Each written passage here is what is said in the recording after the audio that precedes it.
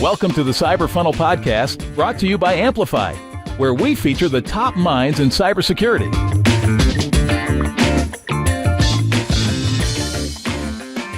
Welcome to the Cyber Funnel Podcast, where you can hear from the top minds in cybersecurity. As always, I'm your host, Thorn Compton, and today I welcome Chad Franzen from Rise 25 into the Cyber Funnel. You're back for round two, Chad. How are you today? Great. How are you doing? I am doing fantastic, brother. Excited to talk with you again. Before we get started, though, as always, this episode is brought to you by Amplifyed, the SEO and GEO agency for cybersecurity companies. Amplifyed serves cybersecurity marketing teams by driving more leads from Google and AI search. We handle all the heavy lifting and know the exact levers to pull to get you more SQLs. Learn more at amplified.io. That's AMPLIFYED.io. Visit us at amplified.io. All right, like I said, I've got Chad from Rise 25. He is an interviewer extraordinaire, and that means we're flipping the script again. Chad's going to be interviewing me about a couple things. I'm excited to see what questions you got for me today. Yeah, absolutely. Thanks so much for having me again, Thorn. Last time we talked about a variety of topics. Today we're going to kind of zero in on Amplified's approach to SEO and strategy and everything like that. So let's get into it. How does Amplified define a custom SEO strategy? It's funny. I love starting like high level and like medium level on that end. A custom SEO strategy. So too much of SEO is like best practices based, cookie cutter based. It's, hey, you fix this. Hey, some people are going to mention your metas, and they're going to mention your titles, and they're going to mention your this, and they're going to mention your that. And all that's well and good, and all that's really important. You got to make sure you got the H1s right. You got to make sure that you're correctly talking to the Google bots. But what's really, really important from an SEO standpoint and a GEO standpoint, which we're going to get into later, is knowing what you're actually trying to target. That's where we start off with. That's where the custom side of things come into the play. Is we listen to the internal advocates, the internal people at the business. They know their business and we know SEO. So we need to get a better understanding of what is the business trying to offer. We ask questions at the beginning of relationships that sometimes really give people pause, and they go, okay, but what are you really trying to sell? Because if you don't have that messaging locked down, you can't find the correct targets, so you can't get yourself in front of the right ideal customer profiles. And B, you're just confusing everyone. You're not just confusing bots. You're confusing users coming into your place. If a user can't within 5 to 10 seconds understand what it is, what service you're providing, or what it is you're trying to get them to do, they're going to kind of glaze over, and you're going to maybe get them for another 10 seconds before they're going to bounce off and go try to find someone else.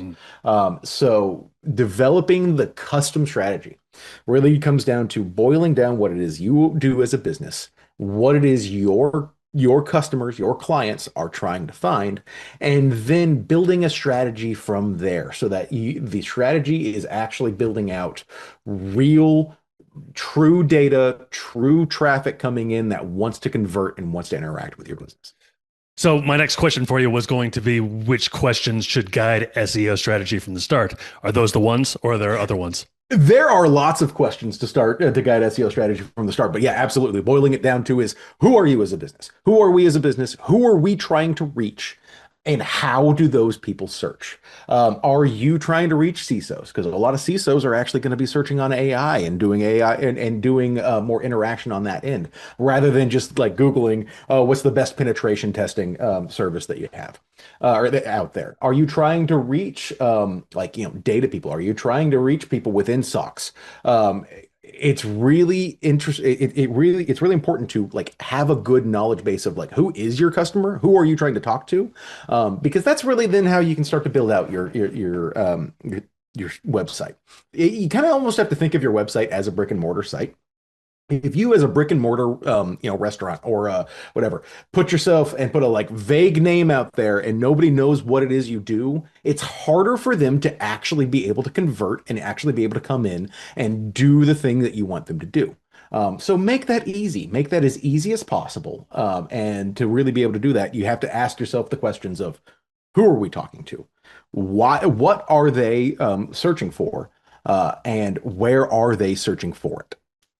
So the who are we talking to? That would be kind of like maybe doing persona research or developing a persona.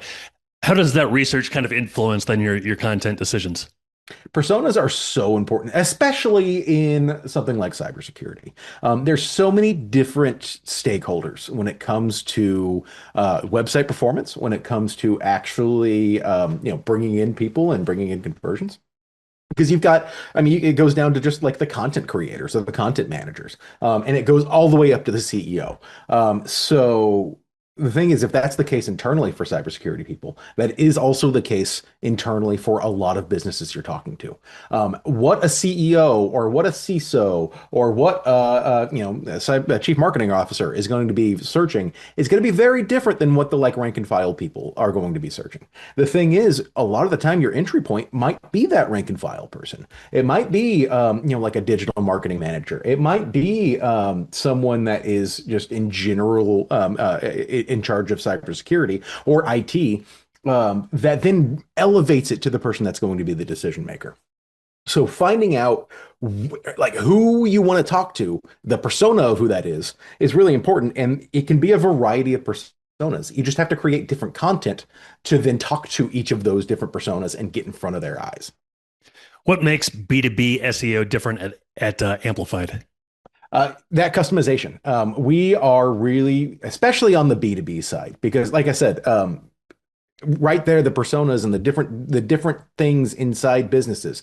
Your business is similar to the other person's business, and so you understand, unless you're like very very small team and where everybody's one person's handling multiple hats, you're going to be having to talk to different people.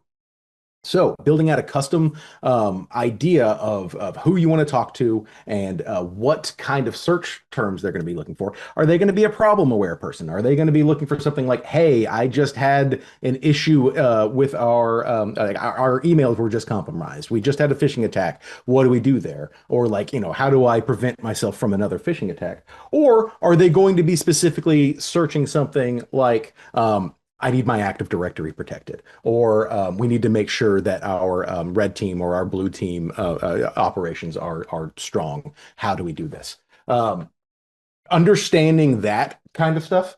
Also, hello, say hello, Carbon. Carbon, this is your first appearance on the CyberFunnel podcast. Hey, she's the mascot of the CyberFunnel podcast. Great to see her. Yeah. For you listening on, just imagine a cat. That's all you gotta do.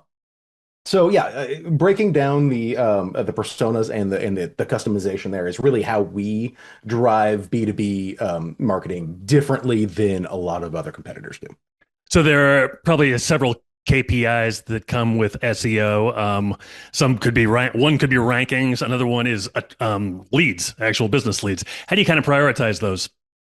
We operate from a KPI statement, from whatever you wanna use for that. We operate from a bottom of funnel up situation. And by that, what we mean is every action that we do at Amplified is priority number one, bringing you in leads. Now you might be sitting there going, "Oh, well, that's what everyone's trying to do." Not necessarily. We talk with a lot of people that have done SEO in the past that all was focused on like educational content. And their thought process for that is, oh, well, it's got a higher search volume. There's, 5,000 people searching what is SOC 2 compliance, or what is a SOC, versus there's going to be 150 people searching something more niche. That niche search, that search that's going to be a little bit more like, less search volume because there's less people just generally aware of it, is going to be the higher converting search. I would rather target something that's got 200 search volume per month, but is going to bring you in, 20% of that as a conversion, than something that is 5,000 search volume per month, but is going to bring you 1% of search of actual conversion on that. Now, the nuance becomes you kind of have to have a little bit of both. You have to have, we're going to get into authority a little bit, but like that educational content really helps your authority level. But from our priority standpoint, everything that we do is focused on bottom of funnel, people that are looking to convert and come in and use your service up. So we're going to focus on that bottom funnel first. What is SaaS SEO and how is that different than other SEO? SaaS refers to as software as a service. A lot of things fall under the SaaS model. Honestly, a lot of cybersecurity, anything that's going to be selling platforms or anything that's going to be selling a software, EMR software, endpoint detection, all that kind of stuff. That is all SaaS. And it's hard to sell a software. It's even harder in these days to sell a software with Claude making replicas of the software and convincing people, hey, I don't even need to sign up for you. So it's really competitive, A, and B, difficult to get the message across to the user that, hey, what is the difference between my software and any other version of software?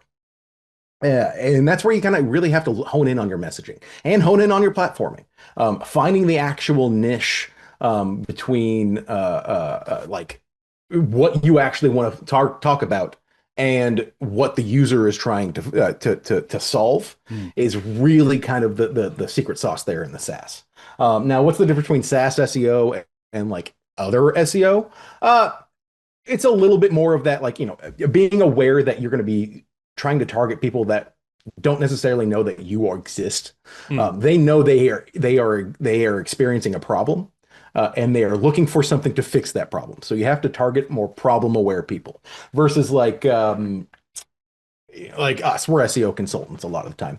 Like we would, like SEO consultant is a search we would love to be, especially cybersecurity SEO consultant. Absolutely, that's what we want to do there. But like that's a real easy thing, and like that is a one-to-one jump of like someone goes, oh, my traffic's not very good. I need a consultant for that. It's harder on the software side because again, someone might not be knowing that they need a software specifically to address the problem they have, but they know that they're having a problem. So get in front of that problem search. Did that make sense, Chad? I think so.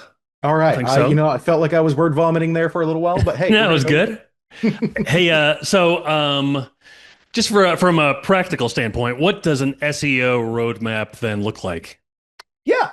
So an SEO roadmap really all breaks down to keyword research.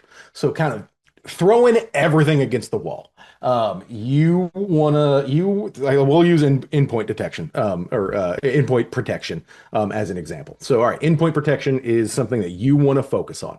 Well, there are so many different things around endpoint protection that you kind of have to have a piece of the pie of that you kind of have to lay it all out. So what you need to do is you need to break down your entire site. It's like, all right, from endpoint protection, that's the search term and everything underneath it. Okay, fine. Well, what about detection? Are you actually doing the detection side of that? Well, all right, that's going to be another bucket of keywords that's going to be talking about threats to your endpoints and detecting those threats to your endpoints. People don't necessarily know that they need endpoint protection software. What they do know that they need is protection from this thing that happened to them. So having content about each of the threats that you could be potentially facing as a business is really important. And having all of that content represented on each of your service pages. So you kind of need to lay out a bunch of different buckets of, or, however you want to lay it, but just brainstorm with data, my favorite kind of a brainstorm, ideas of things that you could be ranking for. And then do you have those rankings? Where are you ranking for it on your site? Even if you're ranking number, 95 and you're on the 10th page, at least know that you have some kind of ranking for these things. Once you've broken that down, once you've made these buckets, and then they've gone through and looked at it and be like, all right, that's something that we care about. That's something that we don't care about. You then need to map those to each page, to a page on your site. Again, keyword stuff is nuanced. You really only get one keyword or key phrase, or in the world of AI, Bing likes to call them grounding queries. I love that terminology, grounding query, because there's 100 different ways to talk about one thing, but it's all that one thing that it's talking about. So you get one of those for each page. What's great is There's going to be secondary and tertiary keywords that are going to support those. Some of those secondary and tertiary keywords might actually be primary keywords that you will need to have represented on other pages. But then that's where internal linking and that kind of stuff comes into play. But what you want to do is you want to map each of those terminologies that you've come to a page. If it's a page that exists, awesome. That makes it easier. You can do some refreshing. You can do some backlinking, and that'll help build that up. If it's a page that doesn't exist, also awesome. That means that you have an opportunity to create new content. New content's really important right now because AI kind of feeds off of new content. AI needs to constantly be feeding and ingesting new things. So the more you can put out new quality content, don't put out trash, but more thing you can put out new, helpful, quality content, the more that stuff's going to be taken up by AI, taken up by SEO, or by Google, by Bing, the other search engines, and served to the users. So building the roadmap, break down your site, what you do rank for, what competitors rank for, and what you should be ranking for. Take the things that you've selected on that end, map them to pages on your site, or if they don't exist on the site, put them into a content queue so that you have an idea of a priority of this is new content we need to create, this is content we need to refresh and boost up. And that's kind of how you can start to cook. You mentioned competitors. I'm sure there's competition in all industries, but some maybe particularly high competition industries. Is there a different approach that you might have to take in those? So when we talk about competition specifically on the SEO side, when we're talking about like Google and that kind of stuff, there is a metric that is referred to as domain authority or domain rating, depending on what platform you use. Ahrefs, it's domain rating. Moz, it's domain authority. What that ultimately is just a breakdown of your site's competitiveness compared to other sites on the web. It's usually a rating of 0 to 100. 0 is a brand new site, brand new launched, has no backlinking, it has no authority. Nobody's ever talking about it. A 100, I think the only 100 on the web is Google. Or not, sorry, not Google. It's not even Google. It's YouTube, owned by Google. But if you think about it, everyone links to YouTube and YouTube links back to everybody. So that's really what domain rating is and authority is what is your backlink profile look like compared to other people in the area? The nice thing is you're not competing with YouTube unless you are. And if that's the case, good luck. But you need to find out what your competitor ranking is around you. If you are a 45 domain rating, and your competitors are a 50 and a 53 and a 58, you're in the ballpark. You just need to do some strategic backlinking, some other different authority building metrics to really build that up. Now, if you are a 30 domain rating, and you are competing against people in the 60s, in the 70s, keep in mind that the domain rating is exponential. So that's difficult. To close the gap between 30 and 60 or 70 would take a lot of backlink effort. Now, don't get discouraged on that, because then the question becomes, okay, fine, what are we competing with them on? And that's where you really start to find gems, low-hanging fruit opportunities. You want to find keywords, key phrases, that kind of stuff that have an overall lower difficulty, which means that the backlink equity being used on the top 10 results in Google and that kind of stuff aren't as high as like other ones. So it could even be a situation where, all right, fine, you're competing with somebody that's got a 30 higher domain rating for you, but you're both going after something with like a 10 difficulty. You already right there, you're both blowing out the rating out of the water there. Then it comes down to, okay, what is the backlink profile on the specific page that you're using? There's a big pitfall a lot of people fall into where they go, okay, we're getting backlinks. I'm going to backlink everything to the home page. That's not great because you want to actually be sharing that equity among relevant pages. If you are going to be getting a backlink targeting, something for a service page, you want that backlink going to the service page. You don't want that backlink just going to the home page because, again, you're not sharing that overall page overall authority with each individual page, which that is, we could do a whole thing of this on backlinks, but like each page has its own authority as well as your site. So you almost have to break it down to start competing on the page level, and not worry about competing on the site level if you're facing a really big gap. So getting qualified leads is always a good thing. How does content kind of support that? And is there content that converts best? There is content that converts best. To me, the content that converts best is content that talks to each other. Overall, and conversion rate is its own thing. It's not even just the content. It's what's the color of your buttons? Where are the buttons located? Do you have something that's kind of following with somebody? But when it comes specifically to content, the better conversion is going to come from the content that's actually serving a user. We've all popped open a website and looked at the site and gone, this was written by AI, or this was written by somebody that has no idea what we're actually talking about here. That's not content that converts. That's not content that is going to encourage a user to want to talk with you more. Versus when you immediately start talking to the user like they are expecting you to talk. And then you offer things like demo requests. You offer things like, hey, consultations and that kind of stuff. That is where you can actually use your content to make an impact on conversions. Obviously, what kind of content are we talking about here too is really important.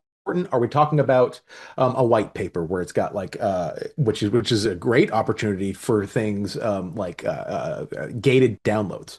You have a white paper about like something that just came out, talking about some integrations or talking about a specific attack type. Great, awesome. You've got data in there. People are going to want to take that. They want to download it. You have a download option, and then they click it. Then right there, you've already used content to give yourself an opportunity for a lead, because when they click that download page, you just go, hey, we'd love to give you this. Just give us your email real quick, and then we'll send this over to you. Boom, you have now gotten someone into your pipeline. You've gotten someone into the cyber funnel. And it's really important to use your content in smart ways like that. When we're talking about content, we're not just talking about words on the page. Content is everything that could be on your site. Content is YouTube videos. Content is podcasts. Hey, shout out. Content is webinars. Content is photos and alternate text on those photos. You need to have a great content plan to be able to utilize all of that to just overall make a great site strategy. So every single piece of content you have on your site is ultimately funneling people down toward the, hey, connect with us. Hey, get in touch with us. Hey, schedule a demo. Is there something that goes into deciding, there's so many topics, there's so many channels, kind of what content to create next? Yes. And the answer to that would be, what do you care about most? And obviously the answer to that is, oh, well, we care about getting in more leads. Then I would focus on content that's going to bring in leads. And by that, I mean service pages. If you don't have service pages, then you need them. If your service pages are talking about things that are vague, which is a huge pitfall that people in cybersecurity kind of fall into.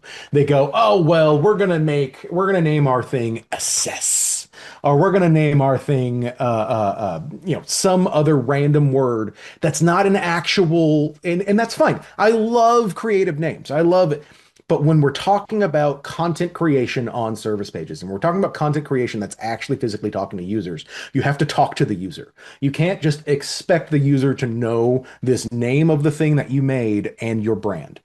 Because if that person already knows that, then they already know that. You've already done your job. You need to find the people that don't know your name, that don't know your brand. And so that comes from on the service pages, on the content that is actually trying to convert, starting from a solution or from a problem aware situation. You have this problem. This is the solution for this.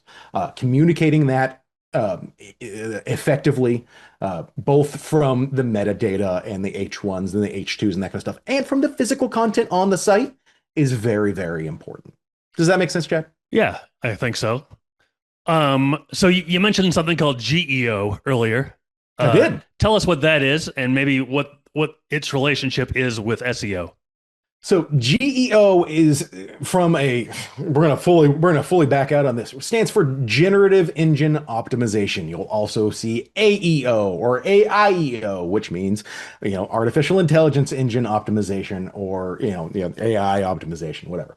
What that ultimately means is just like we are trying to when I first got into cybersecurity, or when I first got into SEO, I used to say we trick Google bots into putting our stuff up, and then I kind of had a realization that's like, no, we're not tricking the Google bots. We're just playing by their rules. Um, AI, so that's what SEO is optimizing your site to better play by the rules of the Google bots so that they better serve you. Mm-hmm. GEO and SEO is the same thing. Each of these LLMs, Claude, Perplexity, ChatGPT. I don't want to talk about Grok because I don't know anything about how that works. But some of the other like higher level ones, they all function in a very similar situation. They are trying to best fulfill an answer to a question that was posed to them. Which is different than what Google is trying to do. Google is trying to give you options to find the answer. AI actually wants to give you the answer. And so now you see that a little bit with Google too, with their AI overviews, where they're trying to just straight up give you the answer, not give you options to find the answer. So with that in mind, that's the difference between GEO and AEO is GEO and SEO. Again, GEO, AEO, same thing. Mm-hmm. SEO is specifically trying to play by the rules laid out by Google back in the 2000s, early 90s, about what is the best content for their user. Mm-hmm. GEO, Generative Engine Optimization, is focused on trying to best provide answers for these LLMs to serve their users. Whenever an AI platform, ChatGPT or something, is going to potentially recommend one specific thing to you and then maybe give you some alternatives, whereas Google is just going to give you a bunch of alternatives, a bunch of options. What kind of approach helps you win in that how do I get recommended type space? As a former journalist, I have a great saying that I love to say that I feel like it makes people uncomfortable, and it should. And it means be plagiarizable. You want to make yourself easily plagiarized. And by that, I mean you need to almost put language on your site specifically telling LLMs, hey, I am answering a question that I know that you have been asked. Here is that answer. How do you do that? And also, how do you do that naturally? There's a lot of different ways. The number one and one of the easiest ways to do that right now is FAQs. There are a couple of different ways where you can reverse engineer what people are chatting to LLMs. And that's where the persona stuff comes into play too. So if you know your personas well, and you know the topic that you're doing well, you can reverse engineer of what is this persona chatting with LLM about this topic. When you get those questions, when you get those chats, you can then create FAQs specifically answering those chats from your standpoint. Some of those questions will end up needing to be their own blog. Or a lot of stuff about compliance is really important, especially when we get down to like the industry level. Are you talking to healthcare people? Then you need to talk about HIPAA compliance. Are we talking about in the FinSec area? Are we talking private sector? Are we talking public sector? Like, are you going for big government regulation or big government contracts? Then you need to understand regulation around that and compliance around those regulations. Talking about that stuff is really important on your site. And also what's important is the people in those things that are looking for you are also going to be searching things around compliance because they need to make sure that, I run a healthcare system. Everything that I do from an IT standpoint has to be HIPAA compliant. Do you service that? And then you have either an answer or a whole blog about, yes, we do HIPAA compliance. So a last question for you then. I received an email like last week or something, and the subject matter line was, nobody's reading your blog, but ChatGPT is. I'm sure that maybe that's a little extreme, maybe not. How much do people target potential readers and target potential AI platforms, and how much do those need to be blended together? So there is a great philosophy around search engines, which is I don't care what metrics you're giving me. I'm going to make the content that makes sense, even if you're telling me there's no volume around it. It's called zero volume. That stuff is becoming more important these days. Now, the funny thing about the zero volume thing, will that ever get picked up by Google? Yeah, it'll be picked up by Google in the thing that you're going for. Is someone specifically searching that thing that you're going for? Maybe, but that's where the ground and query stuff comes back into play. That's where the AI overview stuff comes into play. That's where exactly what that email said. No one might be reading that blog, but you might have had that blog actually seen 1,000 times the words on it because the words were ripped from it, put into ChatGPT, put into an AI overview.